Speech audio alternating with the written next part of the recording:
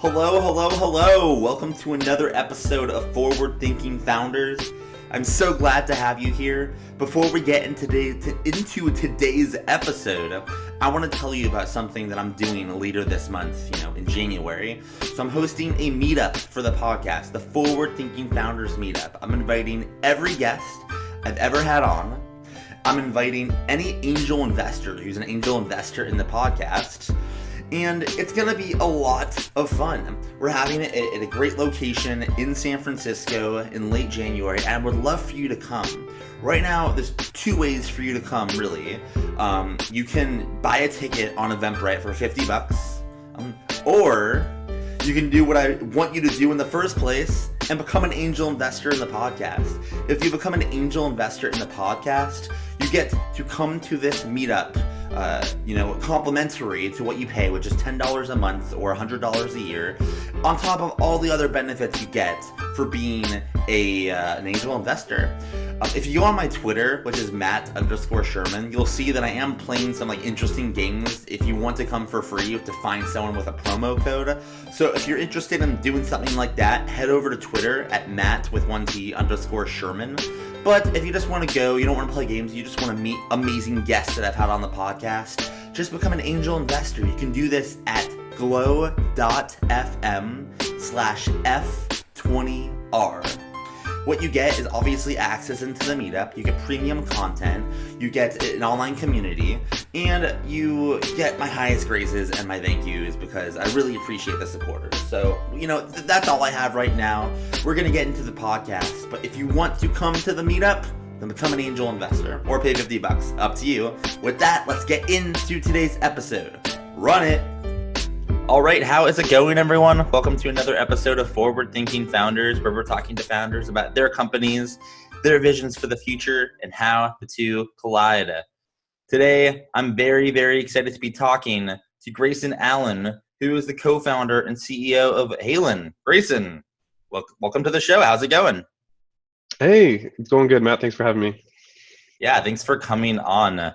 I don't actually remember the moment that I discovered your company, but when I saw it, I'm like, this is probably one of the more unique things just in life that's being built that I never heard of anything like it before. So I'm just kind of excited to dive in. And with that, let's just kind of go into what you're working on for people that don't know. What are you working on with Halen? Sure. So Halen's first product is a product called gatesense, which is a smart electronic gate latch. It's meant to retroactively install onto any standard gate situation, whether that be residential or commercial, and lets the user turn that into an electronic gate and have all of the conveniences of that. So of having it be both powered and be able to control with a mobile device and things like that. So is this well, actually, one thing I'm wondering about is what are some of the use cases, or more so the most common use cases for people that use this product? Is it like backyards? Is it for commercial? What types of people are using this product? Yeah, so the most interest we've got is on the consumer side, and it's for people that have like a backyard or like some people in Arizona actually have like patio gates before their front door gets there. And so they want the Amazon guy to leave their packages inside their property so it doesn't get stolen, or they want to make sure their pets didn't get out, or the way we were originally inspired to make this in the first place was for swimming pools. So there's a huge issue where if that gate is left open, there's lives at stake. So that's a lot of the main motivations on the consumer side. And is it one of these things where, let's say I'm a parent, which I'm not, but in this case, let's say I am, and my kids are like, oh, like, Dad, we want to go swimming. I can, from my recliner, watching whatever movie I'm watching, can just like press a button on my phone, and the gate that was locked unlocks, and then I can lock it again. Like, I guess, how does the product work in practice? Correct. You can do that. Should you is a different question about pool safety, but that's luckily I'm not a parent yet. A conversation for another day. But it can work like that. So maybe a better scenario for what you're saying is the neighbors and their parents want to come over and swim and you're at work, right? So you say, yeah, sure. You let them in. And what it does is that enables the button to actually work. So if you have a scheduled access time, you say you don't want the kids to the kids to swim from 2 to 6 p.m. or whatever it might be, then the device doesn't function to manual user input for that time period. And so if you unlock it, then it allows them to push the button, let themselves in and out, and work. So the same thing applies for like service professionals, whether that be the lawn guy, the pool guy, the Amazon guy. It's all the same concept. That makes sense. Can you give the listeners an idea of just like how, if you can describe how it looks? Like I'm thinking of a gate where you have that singular bar and then it latches in like a very simple, I don't know, latch, and you could easily just yank it open. I guess how heavy is the hardware? How much is it to install onto a gate? Is it light? Can you describe kind of the experience there? Yeah, so the experience is actually really simple. The installation itself is there's a mounting bracket that you mount to the actual fence. So most standard square fences are at least in the U.S. are 1.5 inches, right? Sometimes they're 1 inch, but for the most part they're 1.5 inches or bigger. And it mounts to that. And if you have a rounded one, we have an adapter for that too. And then once you have the mounting plate on for both the gate unit and the striker is what you're referring to, that metal latch.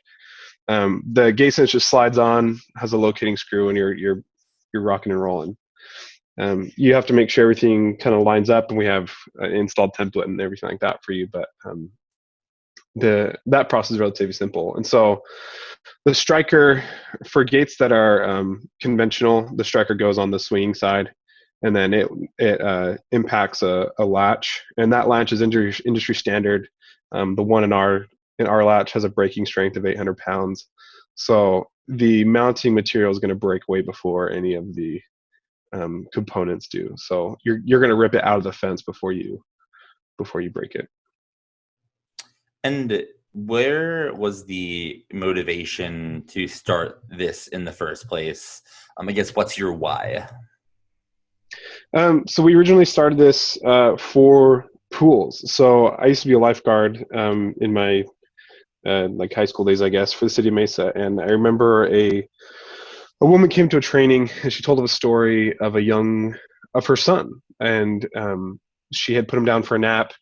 She went to use the restroom. Everything's fine.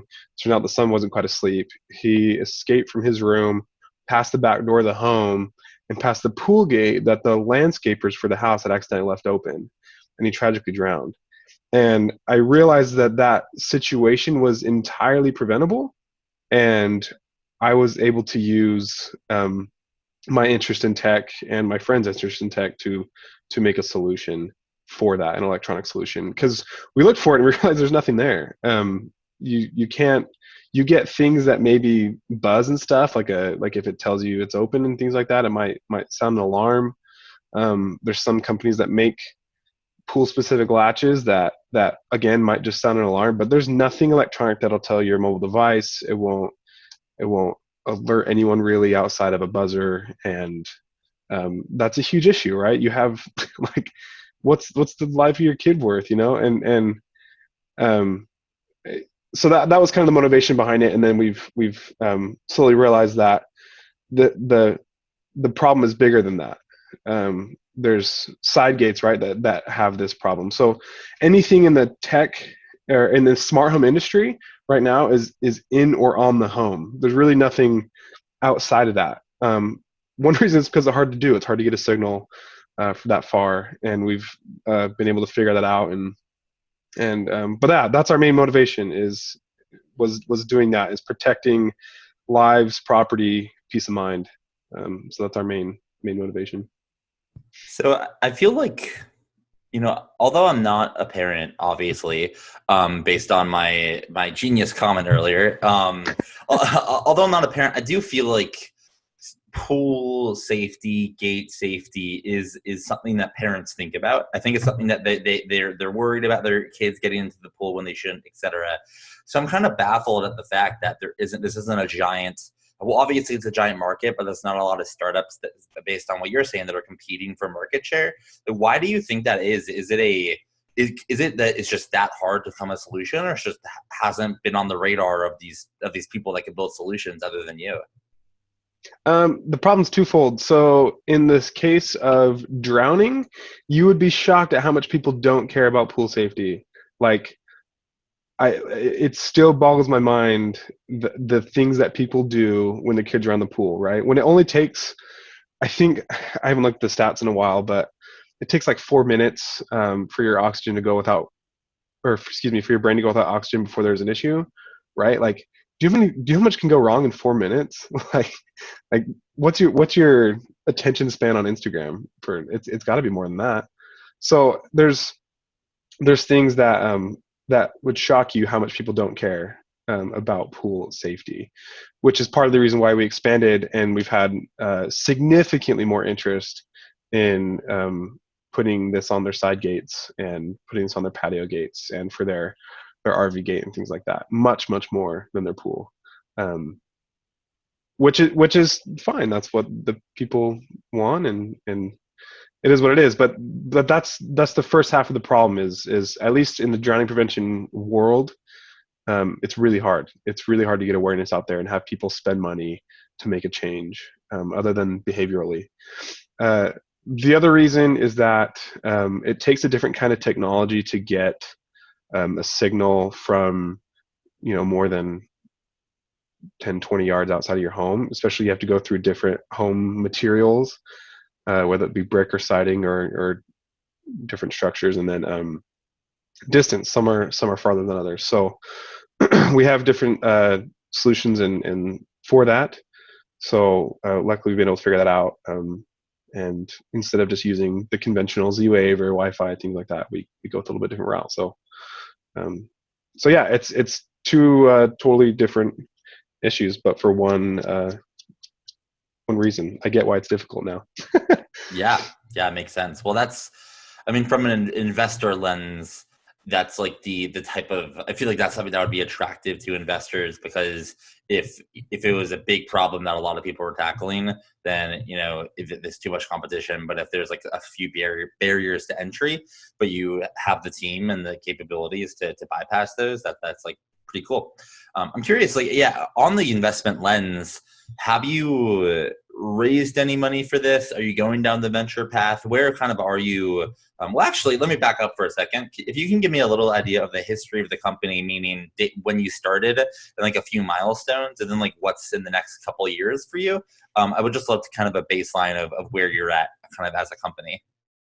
Sure. We started, let's see, 2 years ago, I guess technically 3 with the new year, but started in 2017, and we came out of a entrepreneurship program, I guess, out of Arizona State University. We kind of grew it from there and won a bunch of different small grant fundings to kind of keep us going. And we applied to a bunch of different competitions, but we haven't had a dime of venture capital to date. So we still own all of it. And that's so far how we've funded it, is with winning different business plan competitions and different small competitions here in Arizona. And as far as like, would we take venture funding? Yeah, I think we would. I think especially with a consumer product, a consumer hardware product even, it's really, really expensive to do.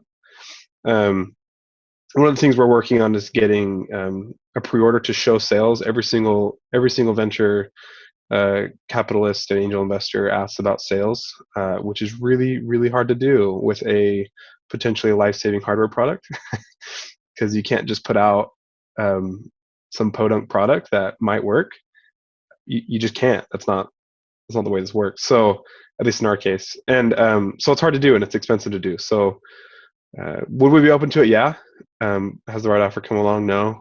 And so we're trying to show a little bit more proof of sales, whether that be through a pre-order or some other means, to do it in that way. Sure. Yeah, that makes a lot of sense. Um, so for you, it's like if the opportunity came along, great, but like you're not like, I feel like there's some founders that are like building for VCs, and that's quite not, not the way to do it. It's cool that you funded yourself so far through ASU competitions. We kind of did that, and one of the first guests on the podcast, Jonathan Barkle of Air Garage, got like Yeah. tons of that's how he got his kickstart. Fun story, actually. I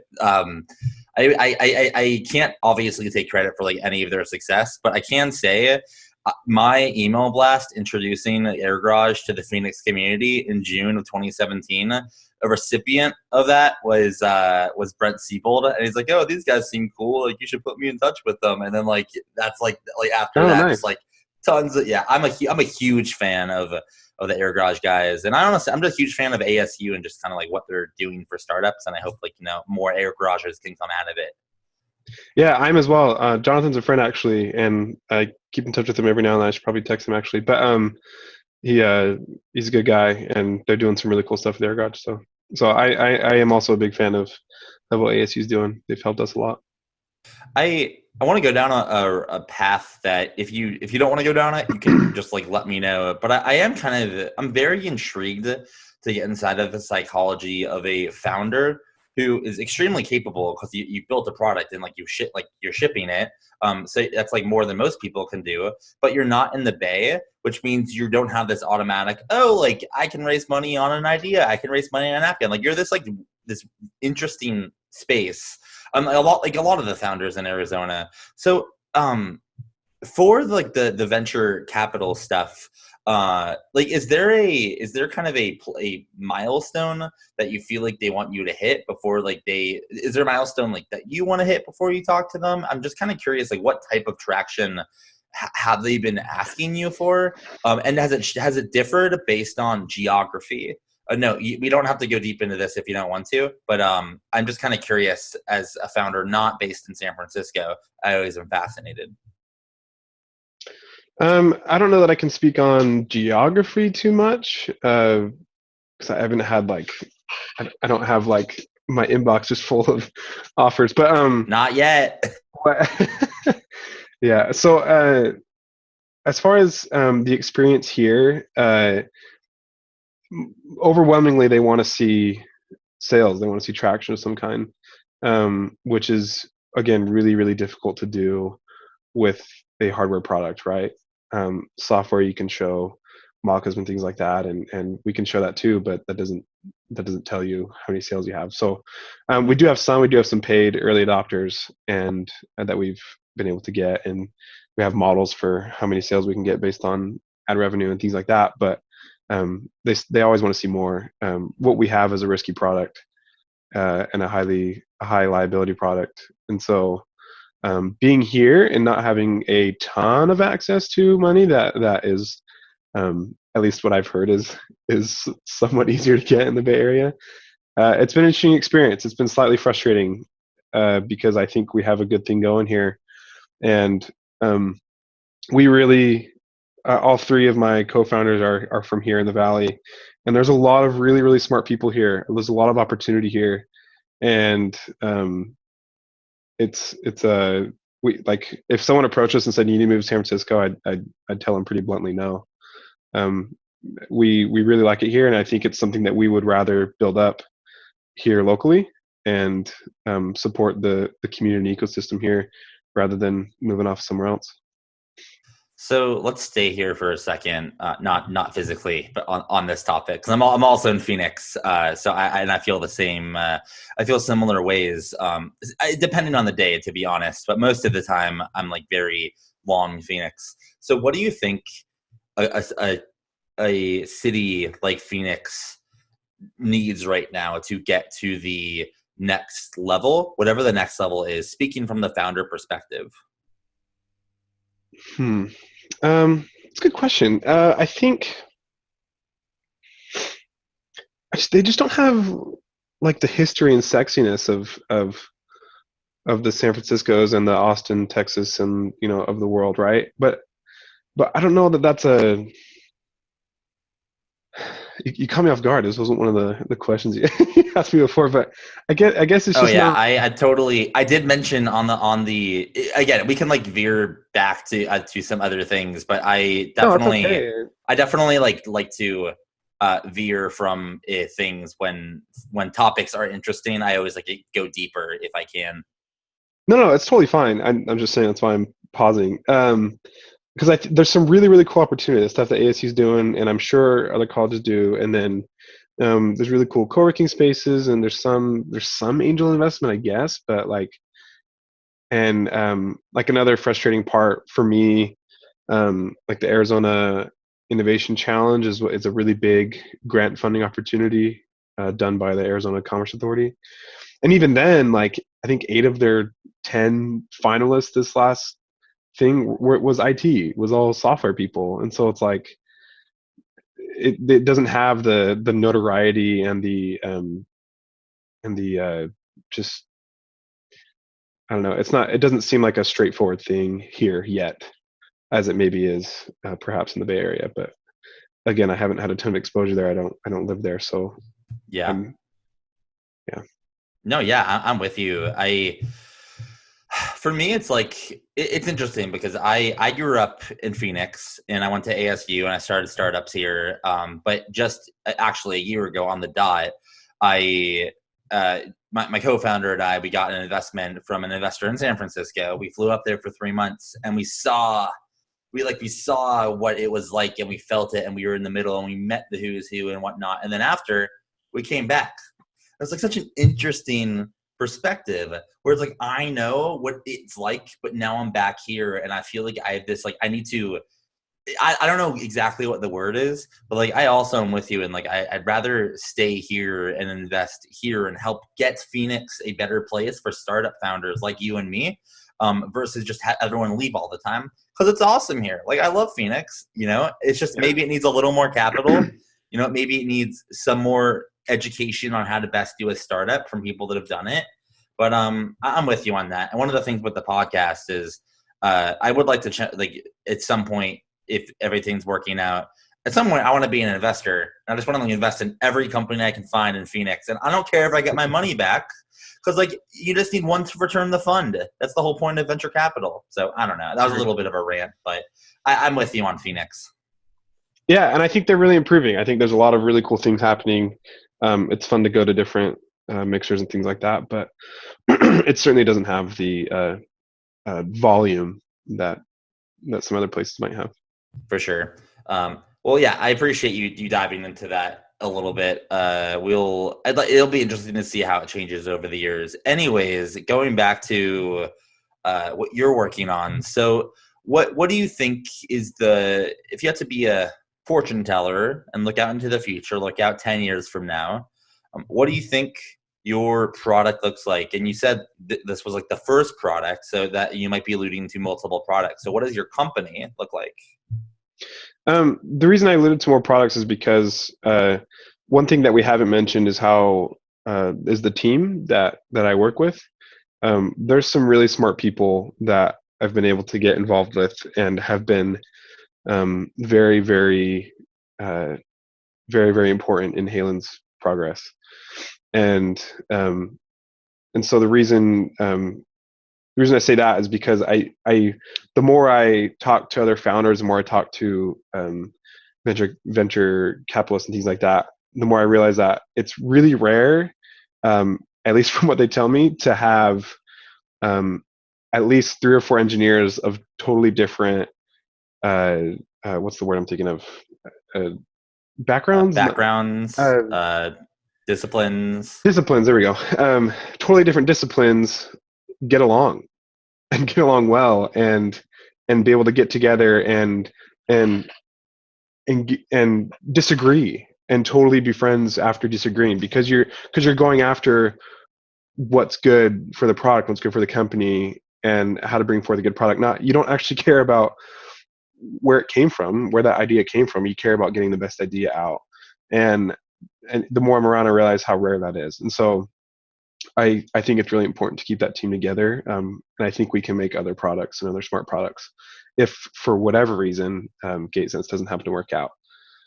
But that's kind of where I see it going other places that gatesense is our first product, but the first of many. So I think I think there will be a smart gate latch on a lot of homes moving forward. Whether that's gatesense or not is a different story, but I think it will happen regardless. And I think on the consumer side, or excuse me, the enterprise side, for places like schools, oil and telecom, um, a bunch of different enterprise that they have access control problems that aren't wired in, that they have issues with, that they need help on, and that there will be a solution there as well. And I'm hoping that that's gatesense as well. So, are you managing a team of mostly or all technical people? Yes, correct. If you don't, I'd like to dive into that a little bit. How, I guess I have one question. Like how do you know if they're right? How do you manage the intricacies? If you aren't, well, I guess I shouldn't assume. Like, are you also technical, or would you say you're less technical? I would say I'm technical in physical things, not so much software. Cool. So So you can so you kind of can speak the language. Well, yes, I'm kind of cutting you off. Sorry. So what's it like managing you're fine. a team of technical people? What are the fun parts of it, and the parts that are more challenging? So I actually think it is a benefit to not necessarily speak the language of everyone, or at least speak it in depth. And it's come in handy more than once because so my background is manufacturing engineering. That's what I went to school for. But I run projects for my day job, and then things like that. So I know a lot of engineering. I know a lot of materials and how different things should work. And I know enough about software to know when people are full of BS and when they're not. And so I think that's really helped us, is because we can have meetings where we say, oh, we're going to accomplish X, Y, and Z, and here's how we're going to do it. And I can challenge one of my co-founders, say, are you sure that's how this is going to work? Like you made a lot of assumptions here. Like, are you, do we know that all these assumptions work? And then they can do the same for me, right? So they say, are you sure that you can make this out of XYZ material, and are you sure that you can tool it for this much money? Like, and so because we don't know the nitty gritty of each other's stuff, we've developed enough trust within the team that we can challenge each other pretty openly about different things. And so I think that's why it works. Yeah, that's incredible. Are they all? You might have just mentioned this, so apologies if I'm making you repeat yourself. But is everyone, in some ways, kind of in charge of a different type of technology of the product? Like, is everyone have very unique skill sets, or is it a little overlapping, or a little bit of both? Mostly unique. So again, mine's in manufacturing, so I deal with a lot of the modeling and a lot of the material stuff and molding. One of my co-founders is in software engineering, so a lot of his background is in the back end, things like that. Another co-founder is in electrical engineering, and he does a lot of firmware. He's really good at that. And then we have two other electrical engineers that we're working with that do the circuitry and the wiring and things like that. So for the PCB and the PCB design and schematic and everything like that. So yeah, everyone largely does a different job. And if you don't mind me asking, are most of you or all of you working for pretty much? I really, this might be like a. All right, you take this question if you want, but are you all working for equity? Or all getting paid? Like, or did you are you recruiting these spit talent people to work on the vision, for the promise of something in the future, of something great? Like, how do you get these uber talented people to work with you when you're such an early stage startup? Um, so with the three original founders, we split it three ways, and to me, that's only fair. I think I only do a third of the work, and that's fine. And then as we've brought on, it's like we brought on two more electrical engineers, and um, we brought them on when we were probably 75-80% through, and we knew that we needed someone with more talent knowledge than us to take it the distance. And so we gave them equity to reflect that. Um, and so yeah, that's how. And they took a bet on us. They liked what they saw. They thought we could go somewhere. They had the problem in their own homes, and they said, yeah, we want this to exist, and we'd like to help you. So yeah, everyone's working for equity. No one's been paid.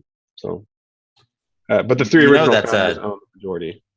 and that's like, you may not realize it because you're in the thick of it, but that's like pretty much a superpower that you can convince people that have technical talent to spend their time working on something where they're not getting paid. It's like, it's equity. That's like a really positive sign in all aspects that that they're working on it. I think all the best startups, in my limited view, I have a very limited view, but like very often it's just sweat equity in the beginning. And if you can convince like technical people to give their sweat equity, like that's awesome. Was it hard, or were they just compelled by like the vision? Were they compelled by you? Like, how would you, like, if you don't mind me asking, like, I guess even your two co-founders, like, were you friends beforehand? Like, I'm throwing a bunch of questions at you, but I just want to dig into how you've recruited these technical people. Yeah. So one of the co-founders' name's Kevin Hale. He's a software guy. He's been my friend since like seventh grade, so I've known Kevin for a long time. And then through like a church connection, we met Curtis, who's a hardware engineer, and I think he was a little bit burnt out with his day job and realized this was a cool thing that should exist, and so he started working on it. And again, down the line, I don't think it's me. I think it's the compelling aspect of the product and where it can go, and realizing that wow, there really is a huge need for this. So yeah, let's get on board. And obviously, if you do nothing and no one plays their part, no one's going to be on board because they don't see progress. So it's a tricky thing to balance. You have to continue to push for progress and to make sure that everyone's happy with the way it's going. So it's a tricky thing to balance, but yeah, that's how it worked out. Yeah, I remember there was in my first, I'm not even going to call it a company because it wasn't a company, but my first like project that I thought, I was like a hot shit startup CEO, like we were talking about before, which we'll probably go into now. I like recruited, I don't know, I think it was like 10 people, none of them technical, to just join this team to build an app. And this was before everything. This was before Publoff. This was Schmooze, which was Sure. my first thing. And it's just in that moment, I mean, I had no idea what the hell I was doing. And like, it broke up like 2 weeks later because I was off the rails. And since then, I'm just like slowly getting on the rails, but not so much that I'm too much of a conformist, because you can't be like, if you're starting a company, you can't be too much of a conformist. But like back then, I'm Sure. just like, yeah, like get a team, like equity for everyone. It's pretty funny. And it kind of brings, the reason I bring that up is from something that we were talking about before we started recording, which is titles and like what that means in an early stage startup. So like, how do you think, you got three co-founders, it sounds like you have two other technical people. How do you think about, that's a team of 5 or 6. How do you think about titles? Do you guys fuss over them? Do you not care? How much do you care about titles at this stage at like 5 or 6 people? At this stage, really, very, very little. And so do my co-founders. We care about putting out a good product, and we take the job of whatever needs to be done at the time. And whatever title comes with that, great. Who I couldn't really give a hoot about it. I really think the first time we even mentioned titles was probably, oh gosh, it's probably 3 or 4 months ago, and it was because of the Arizona Innovation Challenge. They asked for it. We're like, I guess these are our titles, and like threw it on there because it was required. And so we're like, oh crap, like how do we? And so we just like texted in Slack, and we're like, yeah, that'll work. Threw it in because we don't actually care. We we're all different stuff, different backgrounds. I don't think anyone has some power trip. So you can say you're a CEO now, but no one cares, in my opinion. So go make something good and new, and then we'll talk. How did you learn about how to start a company? You sound like someone that just kind of you're figuring it out as you go, but you also I feel like you have a base knowledge, at least from this point. Where'd you learn? Just how'd you get this far? Where are some of the resources that you have sucked up to learn how to do all of this? I would attribute a lot of our like what are the small things you need to do success to ASU's entrepreneurship program. For real, they help you with the nitty gritty stuff that you're like, I don't even know how to make an LLC. Like what, like I want to make my lemonade stand, but I don't even know what to do. They had a lot of good resources to help us do that. And then there's been people and mentors along the way that have been very generous and very gracious in saying, "Hey, man, these guys are really trying to do something here. I'll give them my 2 cents." And I think we've just had a lot of people here and there that have done that for us, and mending those together. That's kind of how we've gone along. For sure, for sure. What would you say over the course of founding this company and growing it? What have been the biggest lessons that you've learned, and maybe lessons that weren't obvious, but then they happen? It's like, oh, duh. Like, I guess, yeah. What have you learned so far? Like specifically about the product or about running a company? Anything that comes to your mind, just in your entrepreneurial journey since you started this company. It could be about your customers, about the product, about running a company, about dealing with investors, about Arizona startup scene, anything. That's a good question. What have I learned? It's another one that I don't think I put on the on the preparation document. I should probably beat that up a little bit. I'm sorry. That's okay. You just have to edit out a lot of pausing. I think just the main thing is I don't think anyone is, at least in my experience, I don't think anyone's trying to like. That's not a good way to phrase it. I'm trying to think of how to phrase what I'm thinking. I think people for the most part are good inherently. I think I don't. I think the cases of people getting screwed over, in my opinion, in my very limited perspective, are relatively rare. There's times where you should protect yourself and things like that, and we certainly do. But I've been very overwhelmed and gracious and grateful for people that are very busy, way too busy for me, and have given their time and resources to say, hey, you might want to look out for X, Y, and Z, and you also might want to do this. Why don't you reach out to them? Here's a phone number, or here's an email. I think people inherently are good and want to help. I think a lot of them have been in your situation, and so they're saying, hey, here's my little tidbit. I can't give you hours and hours of help, but here's what I can give. And I think that's been really cool to learn, and that I've been surprised about. I think I viewed it as kind of this cutthroat world that no one cares about you, which is true for the most part. But I think I viewed it as in like everyone's just totally terrible people, and but that's not the case. There's a lot of good people that are trying to help and do good. So I think that's what I've been most pleasantly surprised about. Do you think that I don't know, I kind of want to riff on that for a little bit, because I agree that most people are good, but I think when you get incentives misaligned and when context are missed and like information is missing, there are like good people that can be perceived as bad people by other good people.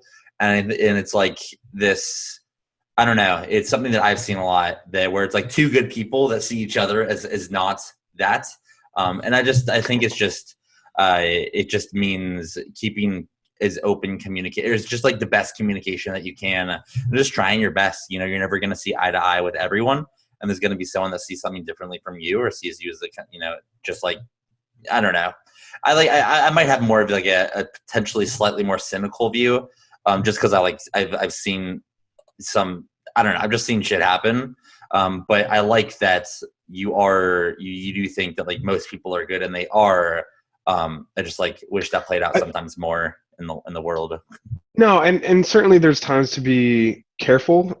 There's just times where you can tell that like, this doesn't feel right. Like, I don't know, this feels a little icky. But there's also times where like people, like for example, there was one where a guy approached me the other day, and I happened to look up his title, and he was from a big VC firm in San Francisco, and he's like, you need to do this, this, and this, and you need to have it be this price, and because this is the price of these people I know, because we were investors in them. And I was like, no, it's not, because I literally copied their pricing like yesterday. Like, I know you're wrong, So there's different things that come up, and I'm like, there's so there's certainly times to be careful, but I think for the most part, conservative positivity is a safe bet. And I guess I like that conservative positivity. I've never heard that phrase before. I guess the lesson to be learned there is that when you find someone good, you should keep them around. And if they aren't, then you shouldn't. Which sounds pretty obvious, but I've kind of realized that both in my business and personal life, that I was like, sometimes there's people that are just kind of leeches and don't actually aren't that great. So I'm not going to keep them around. And there's some people that are super good, and I should probably keep those relationships going. And I think that's helped a lot for us. I guess that's the lesson to be learned there. Yeah, absolutely. I like that. Well, cool. I have one more question for you before we wrap it up. You are at the early stages of starting a company. I mean, you've already started it. Now you're just growing it, operating it, etc. And chances are you can use some help. Every founder needs help if it's being offered. I know when I was a founder, I could always use help. So you got all these people listening who they might be founders, they might be investors, they might just be fans, but they all know this question is coming. And the question is, how can the forward-thinking founders community help you? Do you have an ask that you have of the community that we can assist with? We are all ears. It's a good question, because I don't love asking for help because I'm stubborn that way. But no, I would say just I don't know if anything specific. It means a lot when people reach out to our company and even just a private email and just say, like, this is really cool, you guys are doing a great job, and sign up for our reservation list or whatever. I think those notes go a long way of just giving a shout out on, whether that be personally or through social media or whatever. We've had a lot of chance encounters that have brought us a long way, just because someone was like, hey, these people are doing something cool, and then like some random dude saw it, and I think especially being in Arizona, that would be as we discussed earlier, kind of the slightly more limited perspective than maybe some other bigger tech scenes. That would be a huge help for us, is just saying, whether that be posting or even just messaging us saying, you guys are doing great, keep going. But we always love that. We always share it in Slack and doing stuff like that, and saying, yeah, what we're making here matters. There's literally lives that can be affected by this product. And so what we're making here matters, and it's good, and we should keep going. Boom. We will end on that. Thank you so much for coming on to the podcast. Really appreciate your time and all your insights. And I'm looking forward to hearing about the success as you keep rolling along. Yeah, thank you again for having me. It's been fun. Okay, I hope you enjoyed that podcast. And if you did enjoy it, and you have enjoyed previous episodes, and you by chance would want to meet a good amount of the guests I've had on the podcast, then you should come to the Forward Thinking Founders Meetup. If you listen to the beginning of this episode, you know how to attend, how to get information. But if you forgot, all you have to do is become an angel investor in the podcast for $10 a month or for $100 a year. You get access to all our in-person events and online communities and premium content. It's a hell of a deal, and let me be honest, it really supports me as a creator. So if you're interested in meeting some of the guests and me, your host, at this meetup in San Francisco late January, go to glow.fm/F20R. And let's make it happen. Hope you have a great rest of your day, and I will see you tomorrow. Peace.